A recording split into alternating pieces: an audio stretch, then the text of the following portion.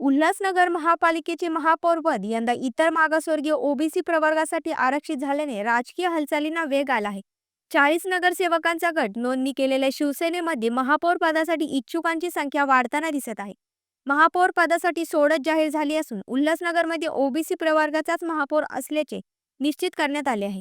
कलानी गटाकडून वंदना युवराज भदाने, दिलीप जग्यासी, विक्की सिंग लबाना, अश्विनी कमलेश निकम आणि डिंपल कुमारी ठाकूर हे सर्व ओबीसी आरक्षणातून निवडून आलेले नगरसेवक महापौर पदासाठी इच्छुक मानले जात आहेत. तसेच शिवसेनेकडून राजश्री चौधरी, ज्योत्सना जाधव, राजेश चांपूर आणि इंदिरा पाटील हेही ओबीसी प्रवर्गातून निवडून आलेले असून त्यांचे नावे चर्चेत आहेत. याशिवाय राजेंद्र चौधरी हे स्वतः ओबीसी प्रवर्गातील असून ते पॅनल क्रमांक 10 मधील सर्वसाधारण जागेतून निवडून आले आहेत. त्यामुळे ते संभाव्य उमेदवारांच्या यादीत महत्त्वाचे मानले जात आहेत. महापौर पदाचा पहिला 2.5 वर्षाचा कार्यकाळ कलानी गटाला शिवसेना सोडते का की हे पद स्वतःकडे राखून ठेवते याकडे आता सर्वांचे लक्ष लागले आहे.